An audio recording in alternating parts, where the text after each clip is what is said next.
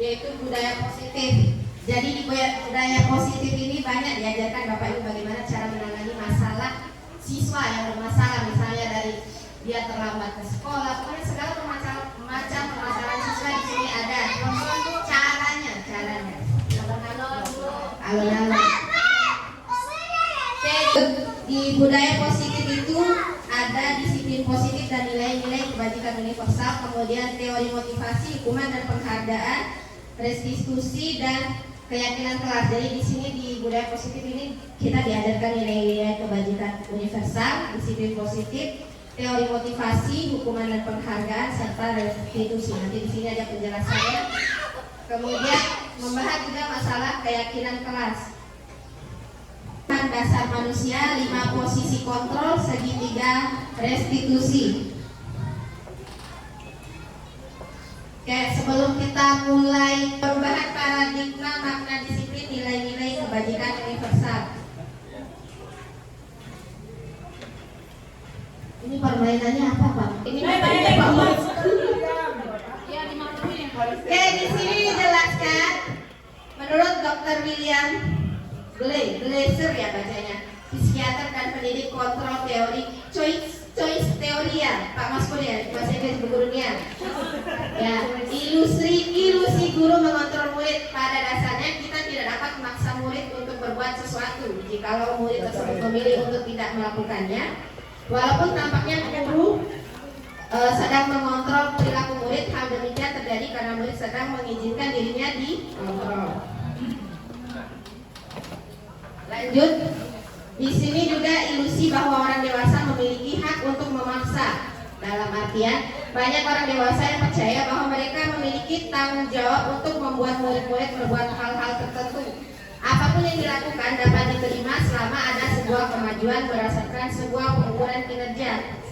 Pada saat itu pula, orang dewasa akan menyadari bahwa perilaku memaksa tidak akan efektif untuk jangka waktu panjang dan sebuah hubungan permusuhan akan terbentuk.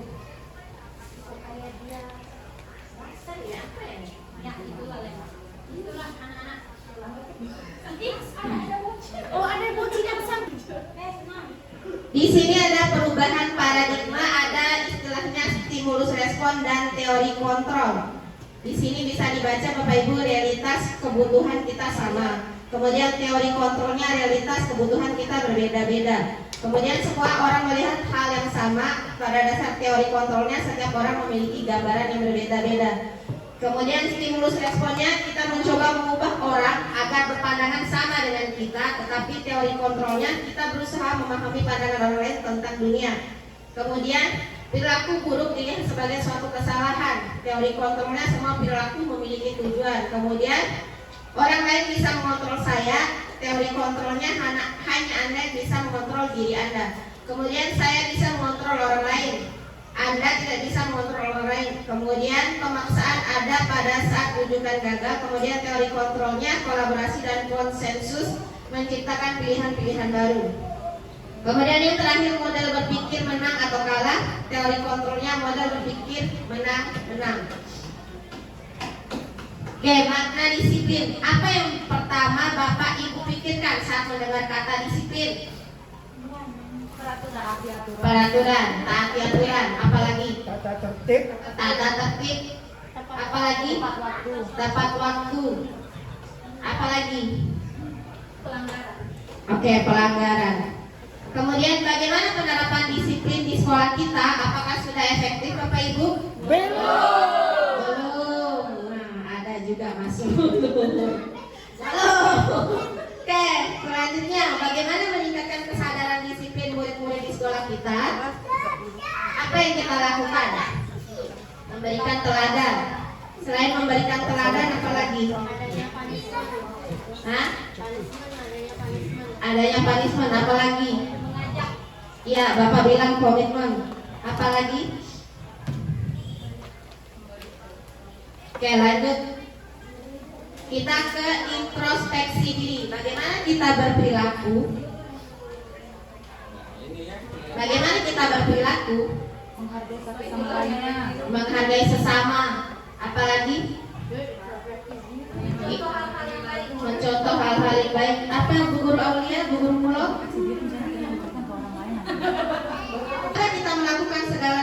sesuatu, apakah ada dorongan dari lingkungan atau dari yang lainnya? Biasanya kan, saya mau bersih-bersih biar dinilai sama kepala sekolah saya bagus. Saya mau lakuin, saya mau rajin ke sekolah biar kepala sekolah saya puji saya terus. Apakah ibu bapak di guru ini melakukan sesuatu atas dasar dorongan atau kesadaran diri sendiri? Merasa tergerak. Jangan karena kepala sekolah. Merasa tergerak.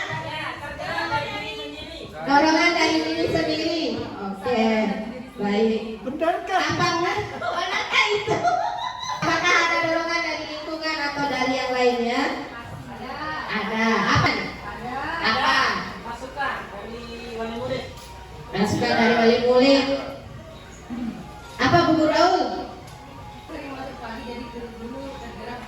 Oh ya, mantap. Lanjut ya. Berarti karena Mantap. kepala sekolah ya? Tergerak berarti karena mama kepala sekolah. Iya. Oke. Lanjut. Apakah kita melakukan sesuatu untuk menghindari diri dari ketidaknyamanan atau untuk mendapatkan sesuatu? Ini artinya saya biar dilihat rajin, atau saya biar dapat hadiah. Misalnya di suatu sekolah diadakan untuk guru yang rajin misalnya, atau di sini nanti dapat hadiah. Apakah ada dorongan seperti itu Bapak Ibu melakukannya? Tidak. Iya, maksudnya kan misal. Ada kelas, lomba kelas. Beda itu beda. Oke, lanjut. Tujuan disiplin positif bagi murid menanamkan motivasi pada murid-murid kita yang menjadi orang yang mereka inginkan dan menghargai diri sendiri dengan nilai yang mereka percaya. Ketika mereka memiliki motivasi tersebut, mereka telah memiliki motivasi intrinsik yang berdampak jangka panjang, tidak akan terpengaruh pada hukuman atau hadiah. Jadi motivasi intrinsik ini motivasi yang tumbuh dari kesadaran dirinya sendiri Bapak Ibu, bukan motivasi ekstrinsik atau eksternal dari dorongan orang lain. Lanjut. Makna disiplin. Kebanyakan orang akan menghubungkan kata disiplin dengan tata tertib yang tadi seperti Bu Guru Ica bilang, teratur dan kepatuhan pada peraturan. Kata disiplin juga sering dihubungkan dengan hukuman, padahal itu sungguh berbeda. Karena belajar tentang disiplin positif tidak harus dengan memberi hukuman, justru itu adalah alternatif terakhir dan bila perlu tidak digunakan sama sekali. Dalam budaya kita, makna kata disiplin dimaknai menjadi sesuatu yang dilakukan seseorang pada orang lain untuk mendapatkan kepatuhan. Kita cenderung menghubungkan kata disiplin dengan ketidaknyamanan. Lanjut. Kebajikan universal. Nilai-nilai kebajikan yang disepakati bersama lepas dari suku, bangsa, agama, bahasa maupun latar belakang yang merupakan fondasi kita berperilaku merupakan tujuan mulia yang ingin dicapai setiap individu. Contohnya, profil pelajar Pancasila: beriman, bertakwa kepada Tuhan Yang Maha Esa, berakhlak mulia, mandiri, bernalar kritis, berkebinekaan global, bergotong royong dan kreatif. Oke, lanjut. Di sini ada motivasi, hukuman dan penghargaan serta restitusi. 3 motivasi perilaku manusia, hukuman dan penghargaan serta restitusi. Kemudian lanjut. Di sini ada 3 motivasi dan perilaku manusia. Yang pertama, menghindari ketidaknyamanan hukuman. Jadi motivasi seseorang itu adalah melakukan sesuatu itu dia menghindari ketidaknyamanan atau hukuman. Kemudian mendapatkan imbalan atau penghargaan. Kemudian menghargai diri sendiri dengan nilai yang mereka percaya. Kemudian motivasi terendah dan bersifat eksternal. Kemudian yang kedua, satu tingkat di atas motivasi pertama, bersifat eksternal. Kemudian yang ketiga, motivasi tertinggi, kesadaran akan nilai yang mereka percaya berasal dari dalam diri atau internal. Lanjut.